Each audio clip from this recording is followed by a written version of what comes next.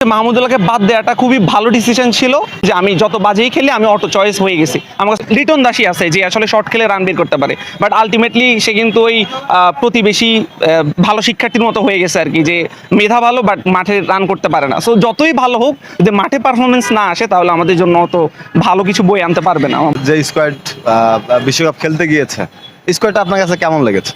আসলে আমার কাছে মনে হয় না এই স্কোয়াডে খুব বেশি চেঞ্জ আসার দরকার ছিল। হয়তো দু একটা জায়গা যেখানে আমরা ওপেনার নিয়ে খুব বেশি সমস্যায় ভুগতেছি, হয়তো ওপেনিংয়ে দু একটা চেঞ্জ আসতে পারতো, বা আমরা দু একটা প্লেয়ারকে খুব বেশি দিন ক্যারি করছি, যেটা লাস্ট ওয়ার্ল্ড কাপে হয়েছে যে তানজিদ তামিমকে হঠাৎ করে ওয়ার্ল্ড কাপে স্কোয়াডে নিয়ে আসা হয়েছিল। তো আমার কাছে মনে হয় যে হয়তো টিমটা এই চান্সটা নিতে চায় নাই যে এরকম কোনো ওপেনার আসুক। আর আরেকটা সমস্যা হচ্ছে সাইফুদ্দিনকে নিয়ে হয়তো আমাদের অনেক ইস্যুজ আছে, যে সাইফুদ্দিন হয়তো টিমে থাকতে পারতো। এটা ছাড়া আমার কাছে মনে হয় প্রত্যেকটা সিলেকশনে ঠিক ছিল উইদাউট সাইফুদ্দিন। যে শান্ত হচ্ছে বর্তমানে যে 20টা টিম ওয়ার্ল্ড কাপ খেলতেছে এদের মধ্যে 19তম ক্যাপ্টেন, যার স্ট্রাইক রেট খুবই কম। সো এটা অবশ্যই কনসার্নিং।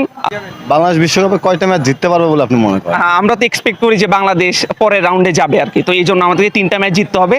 সো আমি মনে করি যে সাউথ আফ্রিকা ম্যাচ ছাড়া বাকি কয়েকটা ম্যাচ জেতা পসিবল। এটা হচ্ছে বাংলাদেশ যদি তাদের সেরাটা খেলে অবশ্যই ম্যাচ জেতা পসিবল।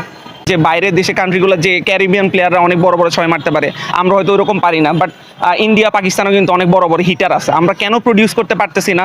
আপনি লিটন দাস বাদ পড়ে না বললে আপনি যদি বলেন তাহলে বলতে হবে সৌম্য কিভাবে প্রত্যেকটা ওয়ার্ল্ড কাপের আগে টিমে চলে আসে, এটাও বলতে হবে। আসলে এভাবে বলতে হবে যে শান্ত কিভাবে এত বাজে পারফরমেন্সের পরও কেন টিমে রয়ে গেছে। একজন প্লেয়ার নিয়ে আসলে হবে না, অনেক প্লেয়ার নিয়ে বলতে হবে। আপনি যদি ওভাবে হিসাব করেন আমাদের আসলে 11 জন হবে না খেলার মতো, প্রত্যেককেই বাদ দিতে হবে। আপনি 1 থেকে 11 পর্যন্ত প্রত্যেকটা প্লেয়ারকে বাদ দিতে পারবেন, এক্সেপ্ট এখন কারেন্ট ফর্ম হিসেবে তৌহিদ হৃদয় এবং মাহমুদুল্লাহ ছাড়া আপনি প্রত্যেকটা প্লেয়ারকে বাদ দিতে পারবেন। আর বোলার লাইনটা আমি না বললাম, বোলারে শরীফুল ভালো করতেছে, তাসকিন ভালো করতেছে, এরা ছাড়া যাকেই আপনি ধরবেন তাদের ফল্ট আছে, তাদেরকে বাদ দিতে পারবেন। আমার কাছে মনে হয় যে মাহমুদুল্লাহকে বাদ দেওয়াটা খুবই ভালো ডিসিশন ছিল, এবং সে ওই জিনিসটাকে কাজে লাগিয়ে সে আরো শক্ত হয়ে ফিরে আসতে পারছে। যদি এরকম প্লেয়ার বাকি প্লেয়ারদের ওরকম যদি কনফিডেন্স থাকতো যে না আমি দল থেকে বাদ পড়ছি, আমি ভালো পারফর্ম করে আমি টিমে জায়গা করে নিব, তাহলে মনে হয় তারা বেটার করতো। কারণ এখন হয়ে গেছে এরকম যে আমি যত বাজেই খেলি আমি অটো চয়েস হয়ে গেছি। আমার কাছে মনে হয় এরকম একটা মেন্টালিটি চলে আসছে বাংলাদেশের প্লেয়ারদের মধ্যে। এখন ওপেনার নিয়ে যদি আমরা কথা বলি, আমাদের আসলে ভালো ওপেনার নাই। কে আসলে ভালো খেলবে, কাকে নিয়ে আমরা কথা বলবো?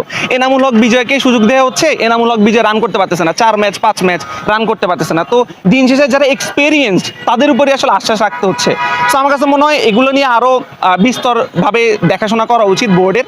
আরও দেখা উচিত যে যারা ডিপিএলে, তারপরে হচ্ছে বিপিএলে বা ফার্স্ট ডিভিশনে যারা ভালো খেলতেছে তাদেরকে আরও নার্চার করা উচিত। তারা আসলে কিভাবে ভালো খেলে, কিভাবে তাদের স্ট্রেংথ বাড়ানো যায়, ওগুলো নিয়ে আসলে চিন্তা করা উচিত আমার মনে হয়।